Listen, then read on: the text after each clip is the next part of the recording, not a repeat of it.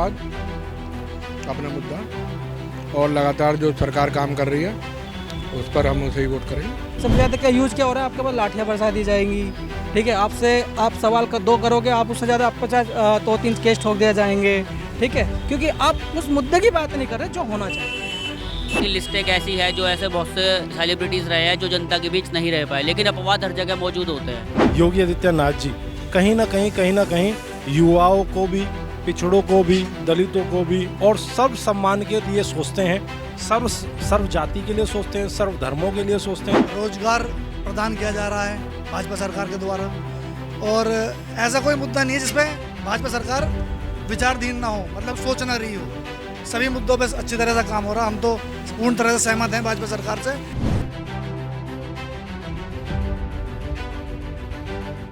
2024 लोकसभा चुनाव का शंखनाद हो चुका है, तारीखों का ऐलान हो चुका है और 7 चरणों में चुनाव होगा, ये भी तय हो चुका है। नमस्कार, मैं हूं नगेंद्र भाटी, एएमवी नेटवर्क देख रहे हैं आप।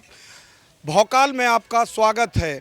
इस वक्त हम मेरठ में मौजूद हैं और मेरठ लोकसभा चुनाव की जनता का मूड क्या है ये जानने की कोशिश करेंगे। एक फूड स्टॉल है, यहाँ पर लोग बैठे हुए हैं और ज़्यादातर जो लोग यहाँ दिखाई दे रहे हैं वो यूथ है। तो यूथ के मन में क्या चल रहा है लोकसभा चुनाव को लेकर, ये जानने की कोशिश करते हैं। आप ज़रा बताइए, लोकसभा चुनाव शुरू हो चुका है, तारीखों का ऐलान हो चुका है। मेरठ की यदि बात करें यहाँ की, तो बीजेपी ने यहाँ से अरुण गोविल को उतारा है, जो भगवान राम का जो सीरियल था उसमें राम की भूमिका निभा चुके हैं। क्या कहेंगे? मैं यही कहना चाहता हूँ कि भारतीय जनता पार्टी जो आज के टाइम में आप लगातार देख रहे हैं प्रचंड बहुमत से सब जगह जीत रही है, और जिस तरीके से आपने कहा कि आप पहले भी पूर्व में श्री राम जी के रूप में उन्हें देख चुके हैं, मेरठ की जनता बड़ी ही उत्साहित है। और सही मायने में मैं आपको बताऊं, इसी चीज़ को देखते हुए यहाँ पर पुनः फिर प्रचंड जीत होने जा रही है। जिस तरीके से आपने देखा कि भाजपा और राज्यों में भी बढ़त के साथ जीतती है, तो अब की बार का जो लोकसभा का चुनाव है, फिर जिस तरीके से एक नारा दिया गया है 400 पार वाला नारा, तो कहीं ना कहीं साबित होता दिख रहा है। अच्छा, आप यूथ हैं, यूथ की क्या क्या मांगे हैं? क्योंकि अभी 10 साल तो सरकार को हो गई है, आगे भी रहनी है। क्या इन 10 सालों में यूथ के लिए हुआ है और क्या अब आगे आने वाले 5 साल में आप अपेक्षा रखते हैं? मैं समझता हूँ कि जिस तरीके से देश में माननीय प्रधानमंत्री जी नरेंद्र मोदी जी और प्रदेश के मुखिया योगी आदित्यनाथ जी कहीं ना कहीं युवाओं को भी, पिछड़ों को भी, दलितों को भी और सर्व सम्मान के लिए सोचते हैं, सर्व जाति के लिए सोचते हैं, सर्व धर्मों के लिए सोचते हैं, और इसी तरीके से युवाओं के रोजगार के लिए भी सोचते हैं। कहीं ना कहीं जिस तरीके से पूर्व में भी रोजगार मिला है, भविष्य में भी रोजगार मिलेगा। अच्छा, छात्र राजनीति की यदि बात करें, छात्र संघ के चुनाव कभी गवर्नमेंट कराती है, कभी नहीं कराती है, इसको लेकर क्या कहेंगे? क्योंकि ये समझिए कि शैशव काल होता है, छात्र संघ का जो चुनाव होता है, या उस दौरान जो स्टूडेंट राजनीति की का खागा सीख रहे होते हैं। आपने अभी कुछ दिन पहले पढ़ा भी होगा, एक सदन में एक विषय उठा था और जिसमें पूछा गया था कि यहाँ पर जो ये छात्र संघ के चुनाव क्यों नहीं कराए जा रहे। तो उसी विषय में जो शिक्षा मंत्री हैं उन्होंने एक बयान दिया था कि सरकार की तरफ से कोई मनाही नहीं है, ये विश्वविद्यालय क्या है कि अपनी मर्जी से चुनाव ना कराएं तो वो उनका मतलब बनता है, क्योंकि सरकार की तरफ से कोई बैन नहीं है। कुछ राज्यों में हो भी रहे हैं, पहले जहां पे भाजपा की सरकार है वहां पर चुनाव हो भी रहे हैं। अच्छा, कुछ और लोग भी हैं यहाँ पर, उनसे बात करने की कोशिश करते हैं कि उनके मुद्दे 2024 में क्या रहेंगे। आप ज़रा बताइए, क्या मुद्दे हैं इस बार आपके चुनाव में?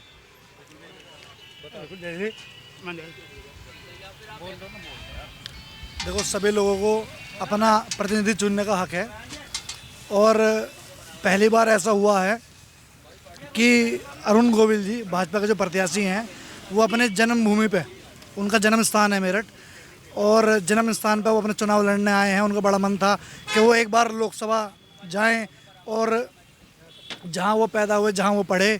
आज कार्यक्रम भी था तो उन्होंने बताया कि जहाँ मैं पढ़ा, जहाँ मैं पैदा हुआ, यहाँ मैंने देखा जब मैं पढ़ता था, यहाँ जब मेरा पढ़ाई का समय था कि यहाँ के मेरठ के लोग बड़े ही मतलब उन्होंने बताया भी कि जब हम पढ़ाई करते थे तो साल में एक बार किसी ना किसी का मर्डर हो जाता था, किसी छात्र का। और आज भाजपा सरकार आने के बाद देखा जा रहा है कि छात्रों के बीच में ना कोई समस्या है, उन्हें पढ़ाई के पूरे साधन मिल रहे हैं और ना इस तरह की कोई गतिविधियां हो रही हैं। तो पूर्ण तरह से कंट्रोल है भाजपा सरकार का कि कुछ समस्या। मुद्दे क्या हैं, किन मुद्दों पर आप सोचकर वोट देंगे? रोजगार का मुद्दा होगा, नौजवान है, आपको रोजगार चाहिए। रोजगार प्रदान किया जा रहा है भाजपा सरकार के द्वारा और ऐसा कोई मुद्दा नहीं है जिसमें भाजपा सरकार विचारधीन ना हो, मतलब सोच ना रही हो। सभी मुद्दों पे अच्छी तरह से काम हो रहा। हम तो पूर्ण तरह से सहमत हैं भाजपा सरकार से और आज भी समर्थन भाजपा को और आगे भी रहेगा। बिल्कुल, तो जो यूथ है वो अपनी यहाँ मांगे रख रहा है, अपना विचार बता रहा है कि 2024 के लोकसभा चुनाव को लेकर उनके मन में क्या है। आप जरा बताएंगे आपके क्या मुद्दे हैं इस बार के चुनाव के लिए? राष्ट्रवाद अपना मुद्दा और लगातार जो सरकार काम कर रही है उस पर हम उसे ही वोट करेंगे। रोजगार, महिला सुरक्षा मुद्दा नहीं? हाँ, महिला सुरक्षा है तो सुरक्षा दे रही है महिलाओं को। और दूसरा रोजगार, इन्वेस्टमेंट इतना बढ़ा है कि अब लगातार जो कौशल का जो भी कोर्स कर रहे हैं वो लगातार अपना रोजगार प्राप्त कर रहे हैं। आप कुछ कहेंगे, क्या मुद्दे हैं इस बार चुनाव में? भाई मुद्दे तो पहले भी थे। मुद्दे जो मेन मुद्दे हैं जो आम जनमानस को चाहिए, कानून व्यवस्था में सुधार और अपराध मुक्त भारत या मेरठ जो भी महानगर है अपराध मुक्त हो और सबकी व्यवस्था, सर्व समाज के लिए सोचना, सर्व समाज के लिए योजना जो कि भारतीय जनता पार्टी में है। ये बस। रोजगार के लिए क्या लगता है कि कुछ अवसर पैदा हो रहे हैं सरकार में? भाई अवसर तो पैदा हो रहे हैं। आप देखो भाई जितने भी वेंडर हैं उन्हें सबको पहले कौन देता था? सबको 10,000, 12,000, 1-1 लाख रुपए तक मिले हैं। तो ये भाई कोई एजुकेशन करना चाहे या व्यापार करना चाहे वो पूरी फ्रीली उस काम के लिए सबको छूट है। तो अगर आपके भाजपा सरकार आएगी तो आपके और अच्छे मुद्दे और रोजगार के, व्यापार के सब की समावेशी सरकार रहेगी। इस बार अरुण गोविल को मेरठ से उतारा गया है, क्या कहेंगे, क्या उम्मीद उनसे तुम्हें है मेरठ के लिए खास तौर से? देखो, आदमी का जो चेहरा होता है बहुत बड़ी भूमिका निभाता है। वो ज़रूरी नहीं है कि किसी ने फिल्म इंडस्ट्री में काम किया हो वो अच्छे काम भी करेगा। ज़रूरी नहीं है कि जैसे उसने प्रदर्शन अपना काम फिल्म इंडस्ट्री में किया है ऐसे उससे ज़्यादा कहीं काम जमीनी स्तर पर भी करेगा। तो यानी उम्मीद कम है कि वो राम थे तो असल में भी राम की भूमिका में रहेंगे यहाँ जीतने के बाद? ये नहीं, देखो वो चीज़ एक हमारी धार्मिक है। हम धार्मिक मुद्दों को कभी भी वास्तविक से नहीं जोड़ सकते। वास्तव में जो चीज़ होती है, जो अभी आप देखोगे, सबसे पहले हम बात करते हैं शिक्षा की बात करते हैं। इस चीज़ का आप कभी कैलकुलेट कीजिएगा। मैं ये नहीं कह रहा, आप शिक्षा के बजट पे देखिएगा। प्रदेश में जो हमारे करंट के प्रदेश हमारा रहा है या सरकारें रही हैं, शिक्षा पे कितना जोर दिया, रोजगार पे कितना जोर दिया, या जो भी महंगाई भत्ता है उस पर कितना जोर दिया। आज के टाइम में भी रिकॉर्ड दर्ज हुआ है, ठीक है। हालांकि मैं नहीं जानता पर मैं आपको बताऊंगा, एक बहुत बड़ा रिकॉर्ड दर्ज हुआ है कि सबसे ज़्यादा जो युवा इस टाइम जो सड़कों पे घूम रहे हैं ना, वो हिंदुस्तान का है। क्योंकि अगर शायद हो सकता है कि कुछ अच्छे काम हो, ऐसे भी काम हो जो उनके बारे में सोचा जाए, ना कि उन पर लाठियाँ बरसाई जाए। क्योंकि एक हमारा मौलिक अधिकार है, क्या, स्वतंत्रता के साथ अपनी बात को रखना हमारा मौलिक अधिकार है। हम रखेंगे, अपनी बात कहेंगे, ठीक है। और सामने वाली सरकार को सुनना चाहिए। होता क्या है आज के टाइम उसको विपरीत हो रहा है। उसके ऊपर सबसे ज़्यादा क्या यूज़ क्या हो रहा है, आपके पास लाठियाँ बरसा दी जाएंगी, ठीक है। आपसे आप सवाल का 2 करोगे, आप उससे ज़्यादा 50 तो 3 केस ठोक दिए जाएंगे, ठीक है। क्योंकि आप उस मुद्दे की बात नहीं कर रहे जो होना चाहिए।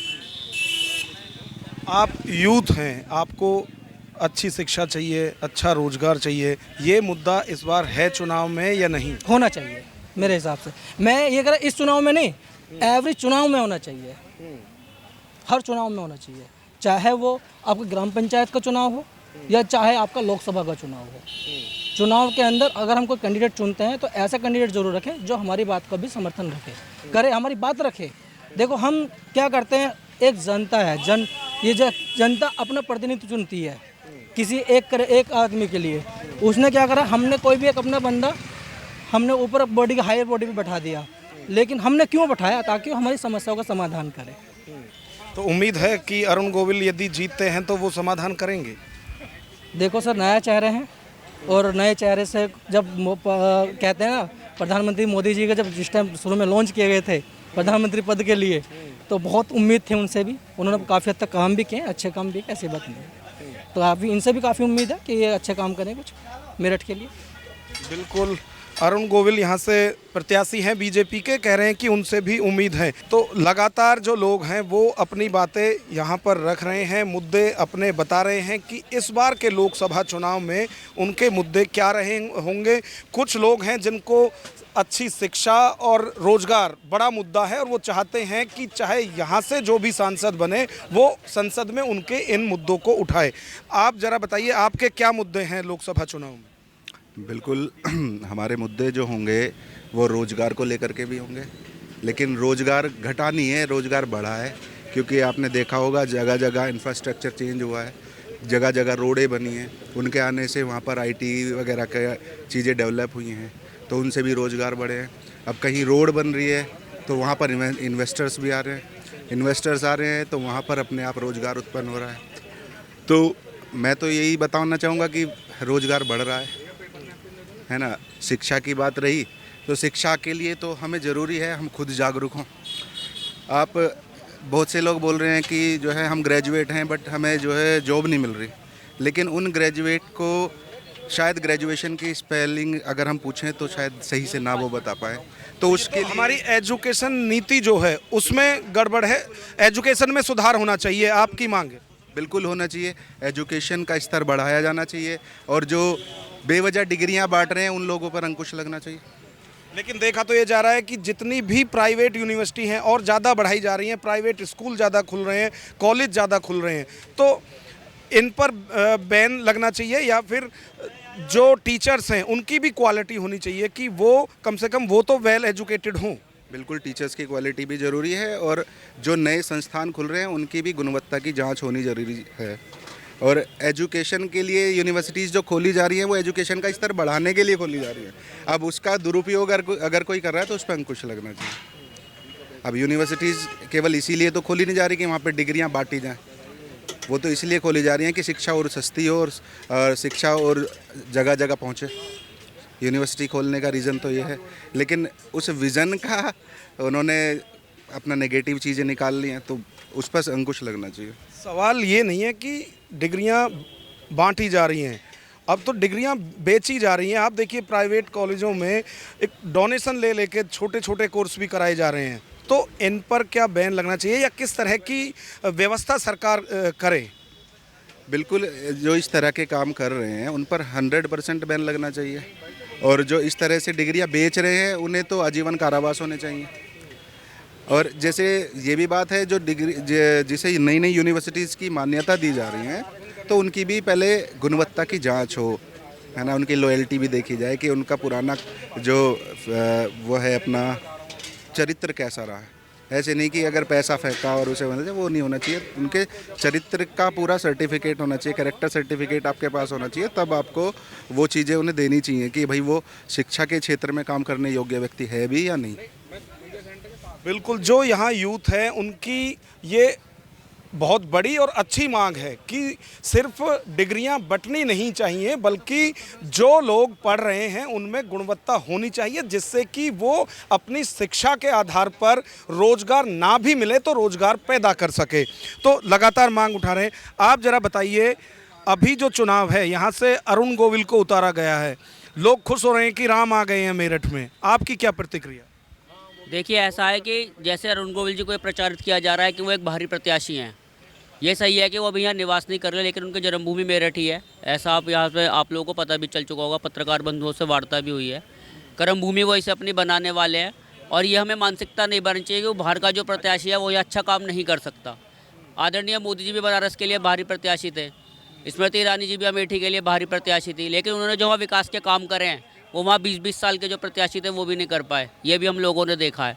तो हमें पूरी उम्मीद है कि अरुण गोविल जी हमारी भावनाओं को पूरा करेंगे, हमारे विश्वास पर खरे उतरेंगे और मेरठ की जनता के साथ 24 घंटे सहयोग करेंगे। अच्छा, जो इस तरह के प्रत्याशी होते हैं या सांसद बनने के बाद आप चाहे सनी देओल देख लें और बहुत लंबी फहरिस्त है, वो जनता से कनेक्ट नहीं रहते हैं, तो क्या लगता है अभी अरुण गोविल जी जो हैं, क्या वो आगे भी जुड़ाव उनका जनता से बरकरार रहेगा यदि जीत कर आते हैं तो? देखिए, ये ऐसा है कि आपकी जो बात है कि लिस्ट एक ऐसी है जो ऐसे बहुत से सेलिब्रिटीज़ रहे हैं जो जनता के बीच नहीं रह पाए, लेकिन अपवाद हर जगह मौजूद होते हैं। अरुण गोविल जी भी चाहते तो वो कोई ज़बरदस्ती तो पार्टी उन्हें लेकर नहीं आई है। उनकी इच्छा थी कि वो राजनीतिक क्षेत्र में काम करें, समाज की सेवा करें। उन्होंने कहा कि मैं खुद इस तरह का व्यक्तित्व मेरा नहीं थी कि मैं राजनीति करूं, लेकिन कुछ सालों से मुझे लगता है कि समाज के लिए मुझे कुछ करना चाहिए।